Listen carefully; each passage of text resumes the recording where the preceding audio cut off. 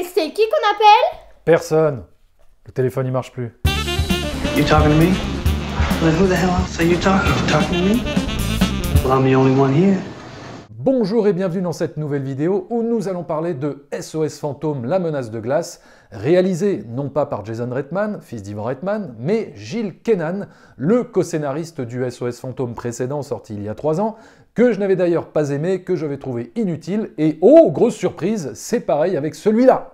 Et oui, je me suis tranché le doigt. Donc évidemment, mon petit poulet, en allant voir ce SOS Fantôme 4, l'Empire de la Glace à Gendas, je ne m'attendais pas forcément à quelque chose d'extraordinaire, je m'attendais surtout à être déçu.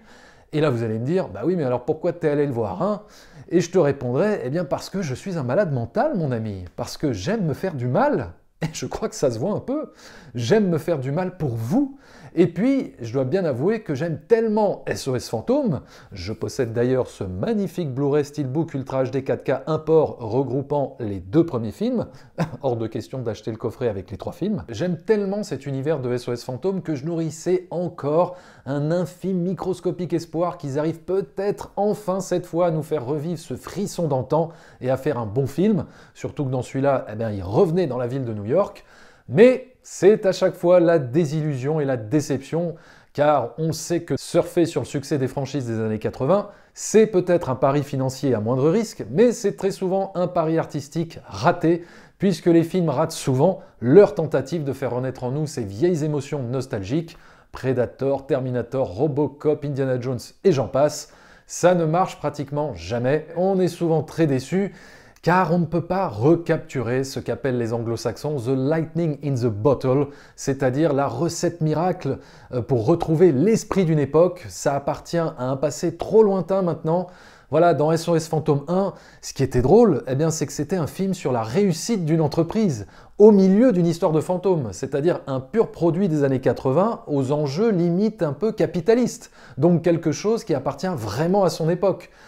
Mais bon, malgré tout ça, c'est vrai, je suis quand même allé voir le film, et oui, que voulez-vous, voilà, je suis faible, je suis trop curieux, et surtout quand j'ai vu que dans le film, eh bien, on allait retrouver le casting original avec Bill Murray et Dan Aykroyd, je me suis dit, ah, il y a peut-être moyen, il y a peut-être une chance que ça soit cool, mais non. Je vais vous dire ce que c'est, moi, c'est l'effet ras-le-bol! Alors tout n'est pas complètement nul dans ce nouveau Ghostbusters, mais on va d'abord voir tout ce qui ne marche pas, selon moi. Déjà, je trouve le film assez chiant à regarder. Pourquoi? Eh bien parce que les personnages sont inintéressants au possible, pas drôles, pas amusants, pas divertissants.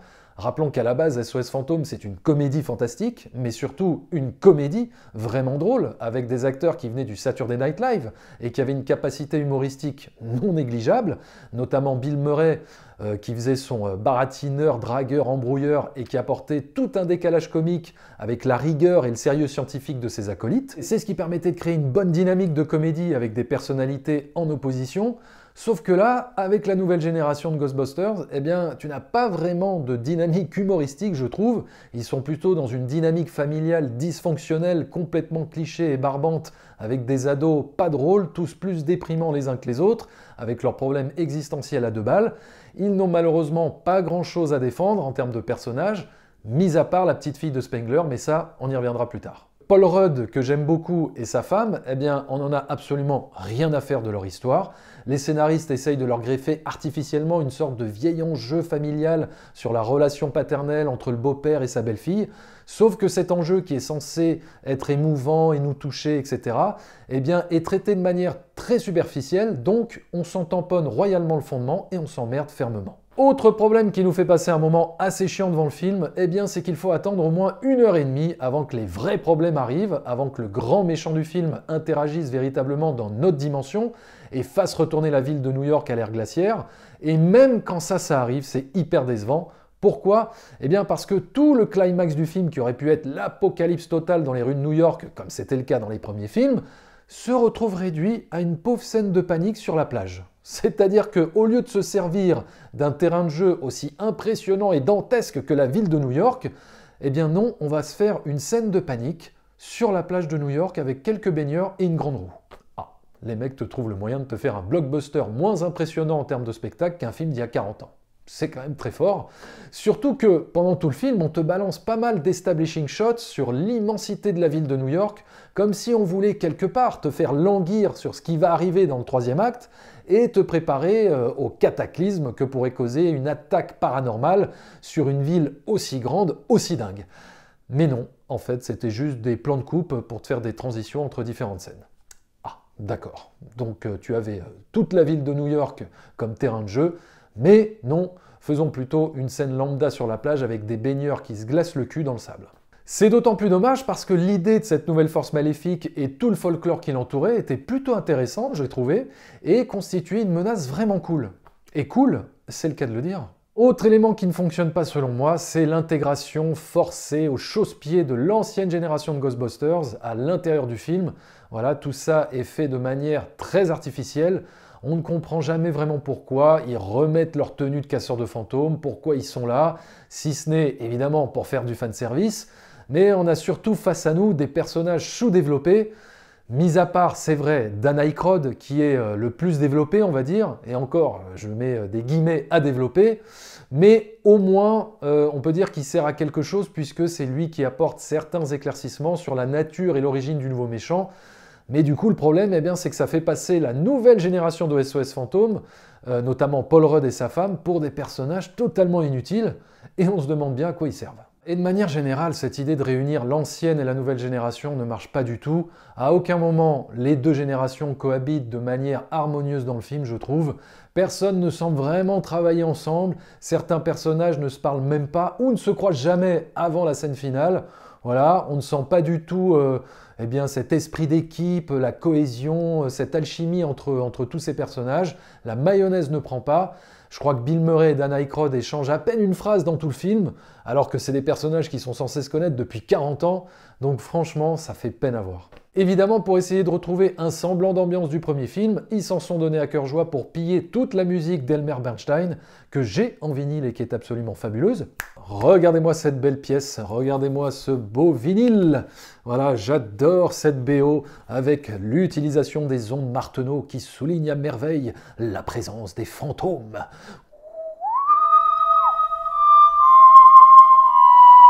J'adore cette musique, oui, sauf que dans ce SOS Fantôme là, eh bien tous ces motifs musicaux sont placés en dépit du bon sens tout au long du film de manière gratuite et random, histoire de titiller artificiellement notre fibre nostalgique et de te rappeler, hey, t'as vu, on est dans le même esprit que le premier SOS Fantôme. Non, on est dans l'esprit de l'imposture.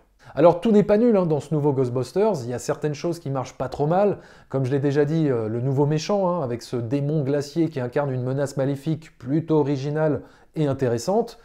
Le personnage de Nadim, qui constitue un ressort comique assez drôle, même si drôle c'est un bien grand mot, mais on va dire que son personnage est plutôt marrant parce qu'il est complètement largué avec ce qui se passe et qu'il va devoir malgré tout prendre part à l'aventure et endosser un rôle auquel il n'était pas du tout préparé.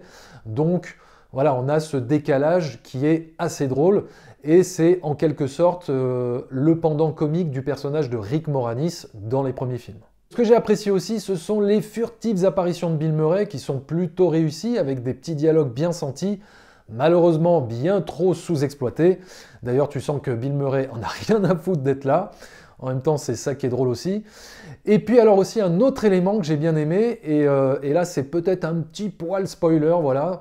C'est une idée que j'ai trouvée assez intéressante, voilà, une idée, qui est celle d'humaniser un fantôme, une adolescente fantôme qui va tisser des liens d'amitié avec la petite fille de Spengler, Phoebe Spengler, et qui va apporter une dimension émotionnelle assez inattendue et prometteuse dans le film, mais qui malheureusement retombe un peu à plat parce qu'encore une fois, le traitement est trop sous-développé pour venir nous toucher véritablement. Mais belle idée quand même.